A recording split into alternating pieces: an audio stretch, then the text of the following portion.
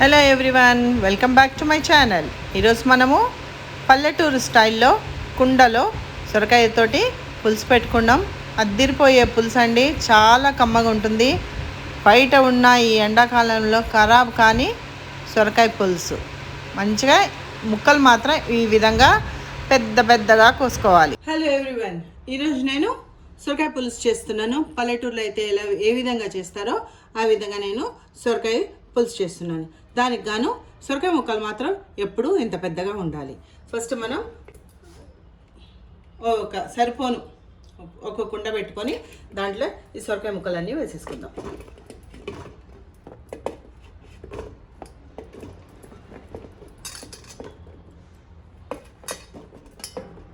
చూసారు కదా, సొరకాయ ముక్కలు వేసుకున్నాం. సొరకాయ ముక్కలు మాత్రం ఇట్లా పెద్దగా ఉండాలి.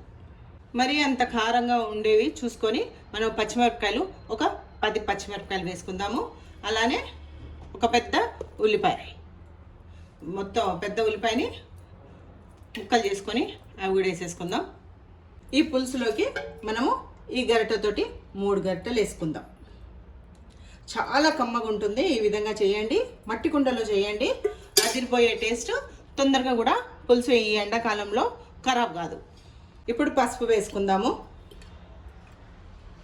ఒక చిన్న స్పూన్ పసుపు వేసుకున్నాక జీలకర్ర మెంతులు పౌడర్ కొట్టి పెట్టుకుంటాం మేము.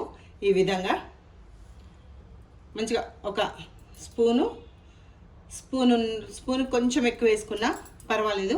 జీలకర్ర మెంతుల పౌడరు పులుసులోకి జీలకర్ర మెంతుల పౌడరు తప్పకుండా ఉపయోగించాలి.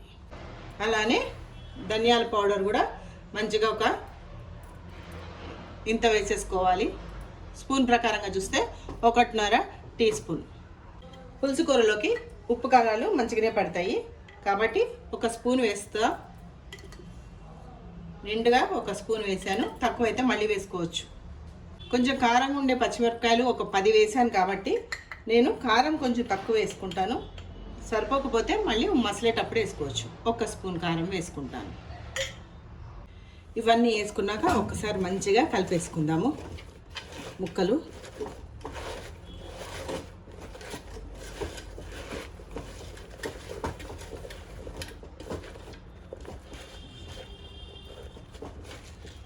ఉల్లిగడ్డలు అన్నీ మంచిగా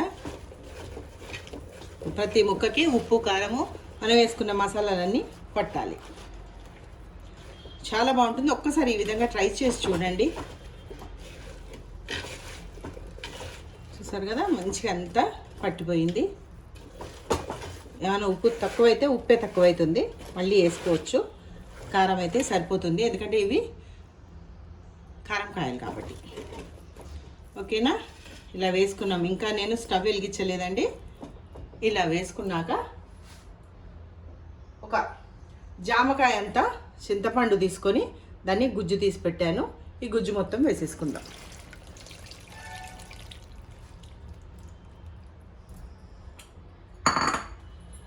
పులుసు కూడా వేసుకొని ఒక్క మళ్ళీ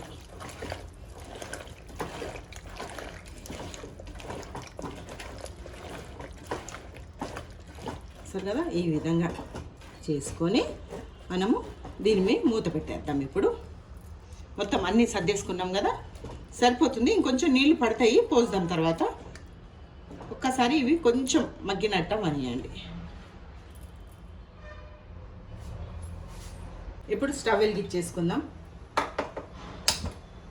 హైలోనే పెట్టేద్దాము. ఒక 2-3 నిమిషాలు ముక్క కొంచెము వేడైనంత వరకు మూత పెట్టద్దండి, హైలోనే ఉంచండి. తర్వాత ప్రాసెస్ చూద్దాం. జస్ట్ ఇప్పుడే పడుతుంది. ఇంకా మనము ఒక 5 నిమిషాలు వెయిట్ చేద్దాం. అది మంచి కుత ఉడకాలి. అప్పుడు మళ్ళీ నీళ్లు పోద్దాం. మంచిగా ఉడుకు పట్టింది. ఇప్పుడు ఒక్కసారి కలిపెడదాం.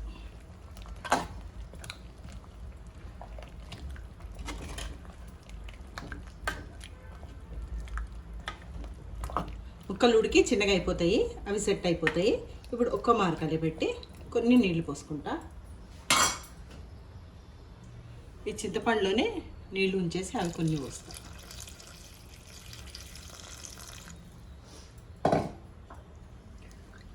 చూసారు కదా, ఈ విధంగా ఉంటే పర్ఫెక్ట్. ఇంకా మనం ఏమీ వేయాల్సిన అవసరం లేదు. కొంచెం కరివేపాకు వేసుకుందాము.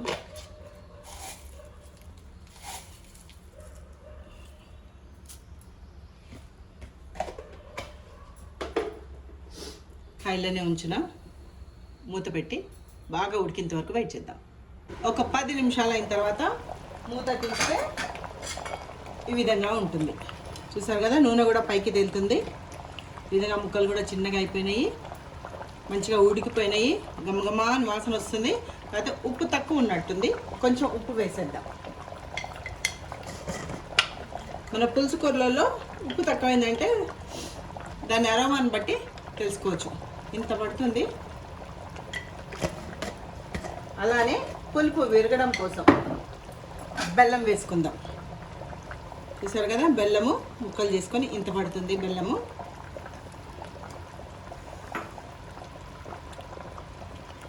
పర్ఫెక్ట్. ఇంకొక 2 నిమిషాలు ఉంచేసి దీని మీద స్పెషల్ ఇంగ్రీడియంట్ వచ్చి అది వేసి తీసేద్దాం. ఇప్పుడే బెల్లం వేసాం కదా, ఉప్పు కూడా పర్ఫెక్ట్గా సరిపోయింది. అరవాన్ని బట్టి మనకి తెలుస్తుంది. ఓ 2 నిమిషాలు మూత వేసామనుకోండి, నూనె అంతా పైకి తేలిందంటే కూర పర్ఫెక్ట్గా, పులుసు పర్ఫెక్ట్గా అయినట్టు లెక్క. చూసారు కదా, నూనె మంచిగా తేలింది. ఇప్పుడు మనం దీంట్లో ఒక 2 స్పూన్లు నెయ్యి వేసుకుందాము.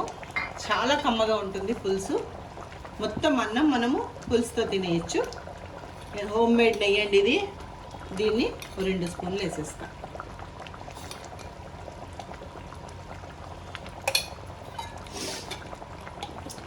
ఇష్టం ఉండేటోళ్ళు ఇప్పుడు పోపు వేసుకోవచ్చు. నేను పల్లెటూరు స్టైల్లో అన్నాను కాబట్టి సేమ్ వాళ్ళు చేసినట్టే చేస్తున్నాను. మీకు లేదు పోపు కనిపించాలి అనుకున్నాను, పర్వాలేదు పోపు వేసుకోవచ్చు. లేదు అంటే ఇట్లనే మనము నూనెంతా పైకి తేలింది కదా, మంచి అరోమా వస్తుంది. ఈ స్టేజ్లో మనము స్టవ్ కట్టేద్దాం. స్టవ్ కట్టి మూత పెట్టేసి ఒక 5 నిమిషాలు ఎంబడ తినద్దండి. పులుసు కూరలు ఎప్పుడు కానీ మనం కొంచెం సేపు అయినాక తినాలి. ఒక అరగంటన్నా మనకి చేసి పక్కన పెట్టేసుకొని మధ్యాహ్నం వరకు తినొచ్చు. ఈ విధంగా చేసి చూడండి, ఎంతో టేస్టీగా ఉండే సొరకాయ పులుసు రెడీ. ప్రతి ఒక్కళ్ళు చేసుకోవచ్చు. బిగినర్స్ కూడా పులుసు ఈ విధంగా చేసుకొని చూడండి, బార్ మళ్ళీ ఇదే చేసుకోవాలనుకుంటారు. మళ్ళీ చెప్తున్నానండి, ఎందుకంటే నేను బంద్ చేసి మీతో మాట్లాడినా బంద్ చేసినా 1 నిమిషం 2 నిమిషాలు కావాల్సి వస్తుంది. అయినా కానీ ఈ కుండ వేడికి ఇంకా ఉడుకుతుంది. చూసారా, ఇది పులుసు బంద్ చేశాను, స్టవ్ కట్టేశాను. చూసారా, స్టవ్ కట్టేశాను, అయినా కానీ ఇంకా ఉడుకుతుంది. కాబట్టి మనం దీన్ని ఇట్లనే పక్కన ఉంచేద్దాం.